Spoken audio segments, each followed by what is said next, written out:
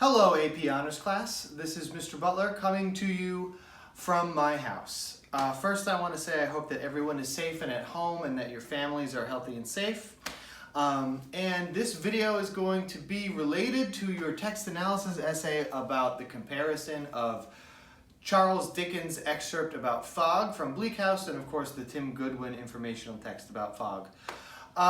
Today I'm going to read another paragraph from Bleak House, and I'm going to pose a few questions to you in this video that you are going to comment on in response. So on Google Classroom, after you watch the video, go back and I want you to comment and answer some of the questions. Question number 1, who is the author on my shirt? Give a minute to zoom in, zoom out.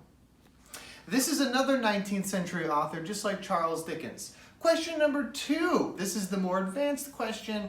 What style of art is this? Name the artist that propagated this style. Okay, so number 1, who's the author depicted? And 2, who is the artist that created this style? Okay, come along with me. We're going to go into my bedroom and I'm going to show you another excerpt from Bleak House. This way? Just come on this way. All right, take a look here. I happen to have all the volumes of Charles Dickens, okay? We're going to go to Bleak House. This is where the paragraph is. Now, funnily enough, when we open Bleak House, we realize that the excerpt from your assignment is on the first page.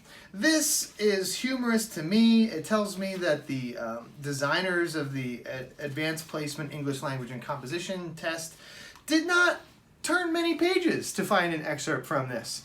It's the second paragraph. Fog everywhere, fog up the river where it flows among the green aits and meadows. And we're familiar with that paragraph. What I'm going to do now is read the first paragraph. And I would like you to compare the similarities in the rhetorical strategies that Charles Dickens uses. The first paragraph is very similar in style and structure and therefore purpose. Except instead of fog, it's about mud. London. Lord Chancellor sitting in Lincoln's Inn Hall. Implacable November weather. As much mud in the streets as if the waters had but newly retired from the face of the earth. And it would not be wonderful to meet a megalosaurus 40 feet long or so, waddling like an elephantine lizard up Holborn Hill. Pause. What literary element was that? Tell me in the comments below. Smoke lowering down from the chimney pots, making a soft black drizzle with flakes of soot in it as big as a full-grown snowflake. Gone into mourning, one might imagine, for death of the sun. Dogs, undistinguishable in the mire, which is a word for mud. Muck. Swampy. Not good. Horses, scarcely better, splashed to their very blinkers. Foot passengers jostling one another's umbrellas in a general inflection of ill temper, and losing their foothold at street corners where tens of thousands of other foot passengers have been slipping and sliding since the day broke, if this day ever broke, adding new deposits to the crust upon crust of mud, sticking at those points tenaciously in the pavement and accumulating at compound interest. It's a funny joke at the end there. Compound interest is, of course, a financial term, and here Dickens, who is very concerned in his writing generally of the members of the lower class, would often use those kind of financial references. So, you're very familiar with the second paragraph, which is about fog. That first paragraph was about mud. So here's my question, which I want you to answer in the comments below.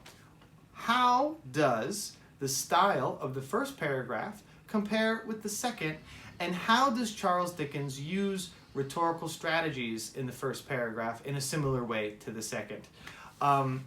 One tip for answering this question, talk about the mood. Tell me about the mood that's created in the first paragraph as it is similar to the mood in the second paragraph and how Charles Dickens creates that. So this video is going to hopefully prompt you to engage in some online participation. You're going to see a lot of videos like this as we move forward with the class. I am going to work today on giving you comments and feedback on your text analysis essays. that most of you have given me, so thank you very much. And while I'm doing that, I would like you to respond to the questions in this video. And I'll also type those questions out so that you can read them. I know that you don't have the paragraph available to you. I will see if I can post a text excerpt of that so you can refer to it. But primarily, I'd like you to engage with this video. Once again, I hope that everyone is safe and healthy and doing okay with their families at home. And we're going to go on this grand experiment together.